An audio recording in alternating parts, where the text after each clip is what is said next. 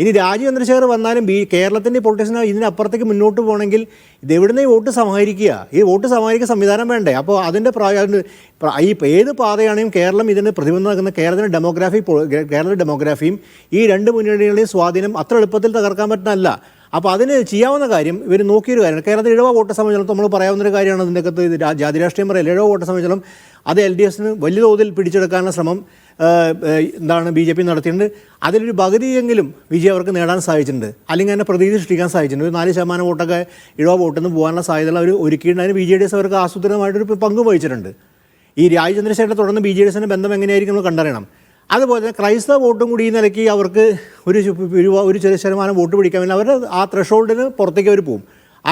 ക്രൈസ്തവ വോട്ട് എന്നല്ല LDF എന്നല്ല UDF എന്നാണ് വരാൻ സാധ്യത കൂടി മനസ്സിലാക്കണം. നമ്മൾ നോക്കുവാണെങ്കിൽ കാര്യത്തൊക്കെ ആ നിലയ്ക്ക് ത്രഷോൾഡ് വോട്ടിനകത്ത് പോയിക്കാൻ BJPക്ക് ഒരു സാന്നിധ്യം ഉറക്കും.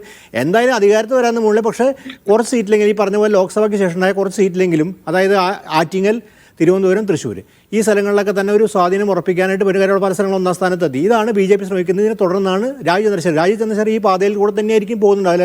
അതിനെ പ്രൊഫഷണലായിട്ട് കുറച്ച് സംഘടനാ സംവിധാനം കൊണ്ട് RS ആയിട്ട് കൂടുതൽ സഹകരിച്ച് ഇപ്പോൾ RSൻ്റെ സംഘടനാ ശക്തി തീർച്ചയായിട്ടും BJPക്ക് ഉപയോഗിക്കേണ്ടി വരും. അത് സുരേന്ദ്രൻ ഉപയോഗിച്ചിട്ടുണ്ട്. അപ്പോൾ ഇതിന് ഈ പാതയിൽ തന്നെയാണ് രാജീവ് ചന്ദ്രശേഖരൻ പോകുക. പക്ഷേ സുരേന്ദ്രനെ സംബന്ധിച്ചോളം ഇവർ എന്തായാലും അഭിമതരായ നേതാക്കൾ നിലയ്ക്ക് അവർ പക്ഷേ അനഭിമതരായ നേതാക്കൾ നിലയ്ക്ക് അവർ മാറ്റി നിർത്തപ്പെട്ടിട്ടുണ്ടാവായിരിക്കും. പക്ഷേ ഈ പാത എത്ര തന്നെ പോയാലും എൻ്റെ പോയിന്റ് ഇതാണ്, BJP കേരളത്തിൽ കിട്ടാൻ ത്രഷോൾഡ് വോട്ടുണ്ട്. അതിനപ്പുറത്തേക്ക് പോകാൻ ആ പണി സുരേന്ദ്രൻ നന്നായി ചെയ്തിട്ടുണ്ട്. രാജീവ് അതിനപ്പുറത്തേക്ക് പോകണമെങ്കിൽ എത്ര പ്രൊഫഷണൽ രാഷ്ട്രീയവൽക്കരിച്ച് RSൻ്റെ സഹായം എത്ര ഉണ്ടെങ്കിൽ തന്നെ പോകണമെങ്കിൽ ഇങ്ങനെ ഇതിലൊരു ഗെയിം പ്ലാൻ വേണം. അതിനെങ്ങനെയാണ് അത് എത്ര ഫലവത്താവുന്ന പോലെ BJDS പോലെ സഖ്യകക്ഷി ഒറ്റ കാര്യം പ്രധാനപ്പെട്ട ചോദ്യമാണ്. ഒറ്റ കാര്യം പറഞ്ഞോട്ടെ. ഒറ്റ കാര്യം നടത്തുന്ന ചില BJDS എന്ന രാഷ്ട്രീയ കക്ഷിയെ സംബന്ധിച്ചിടത്തോളം സുരേന്ദ്രനും മുരളീധരനായിട്ട് അവരുടെ അഗാധമായിട്ടുള്ള ബന്ധമുള്ളത് നമുക്കറിയാം.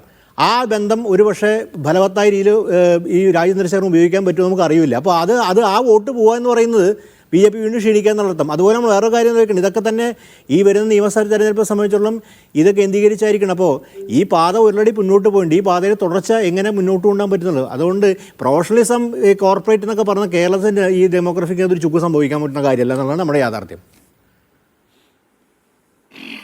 ശരി, ശ്രീ രാഹുൽ ഈശ്വർ അത് കേൾക്കും. അതായത് ഈ കേരളത്തിലെ BJPയുടെ വളർച്ചയ്ക്ക് തടസ്സം അതിൻ്റെ നേതാക്കളുടെ സ്വാർത്ഥമോഹമാണ്. അവർക്ക് പാർട്ടിയെ ഉയർത്തിക്കൊണ്ടുവരണം എന്നല്ല, അവരുടെ വ്യക്തിപരമായ താല്പര്യങ്ങൾ, അവരുടെ പലതരത്തിലുള്ള സാമ്പത്തിക താല്പര്യം പോലും ആരോപിക്കപ്പെടുന്നു. അവരുടെ ഗ്രൂപ്പ് താല്പര്യങ്ങൾ, അധികാരത്തിൻ്റെ സാധ്യതകളില്ലാതിരുന്നിട്ട് കൂടി മറ്റേത് പാർട്ടിയിലും ഉള്ളതിനേക്കാൾ കൂടുതൽ വലിയ ഗ്രൂപ്പ് അടി കാണുന്ന പാർട്ടിയായിട്ട് ഇപ്പോഴും ആ പാർട്ടി നിൽക്കുകയാണ്. അപ്പോൾ അതിൻ്റെ ആദ്യത്തെ മൗലികമായ മുന്നോട്ടുള്ള പോക്കിൻ്റെ തടസ്സം ഈ സ്വാർത്ഥമോഹികളായ നേതാക്കളാണ്. അവരെ വെട്ടണം. അവരെ വെട്ടിക്കൊണ്ട് ഈ പാർട്ടിയെ ഒരു പുതുവഴിയിൽ സ്ഥാപിക്കാൻ കഴിയൂ. അപ്പോൾ ആദ്യത്തെ ടാർഗറ്റ് അതാണ് എന്ന മട്ടിലാണോ രാജീവിൻ്റെ പോക്ക്? അല്ല, ലോകത്തെല്ലായിടത്തെയും രാഷ്ട്രീയം നോക്കിയാൽ ഒരു ലെഫ്റ്റ് വിങ്ങും ഒരു റൈറ്റ് വിങ്ങും ഉണ്ട്. ഇതിൽ ലെഫ്റ്റ് പൊതുവെ സമ്പത്തിൻ്റെ രാഷ്ട്രീയം, സാമ്പത്തിക രാഷ്ട്രീയം തുടങ്ങിയ കാര്യങ്ങൾ മുമ്പോട്ട് വെക്കുന്നതാണ്. നമ്മുടെ AAP, CPI, CPM അടക്കമുള്ളവർ ഇവർ ബാലൻസ് ചെയ്യാൻ വേണ്ടി കമ്മ്യൂണിറ്റീസിനെയും കൂടെ പിടിക്കും. മറുഭാഗത്ത് റൈറ്റ് വിങ്ങിൻ്റെ രാഷ്ട്രീയമാണ് സ്വത്വാധിഷ്ഠിതം, ഐഡന്റിറ്റി ബേസ്ഡ് ആയ പൊളിറ്റിക്സ് ആണ്. BJP ഇതിൽ സെൻറ്റർ റൈറ്റോ സെൻട്രോ നിൽക്കുന്ന ഒരു പാർട്ടിയാണ്. നേരത്തെ അദ്ദേഹം നമ്മുടെ സാറ് ശരിയായി സൂചിപ്പിച്ചതുപോലെ കേരളത്തിൻ്റെ ഡെമോഗ്രഫി എന്ന് പറഞ്ഞാൽ, കേരളത്തിൻ്റെ ജനസംഖ്യ എന്ന് പറഞ്ഞാൽ നമ്മുടെ 27 മുതൽ 29% നമ്മുടെ മുസ്ലിം സഹോദരങ്ങളാണ്. ഏകദേശം 18 മുതൽ 19% വരെ നമ്മുടെ ക്രിസ്ത്യൻ സഹോദരങ്ങളാണ്. ഞങ്ങൾ ഹിന്ദുക്കൾ ഏകദേശം 50 മുതൽ 55% വരെയാണ്.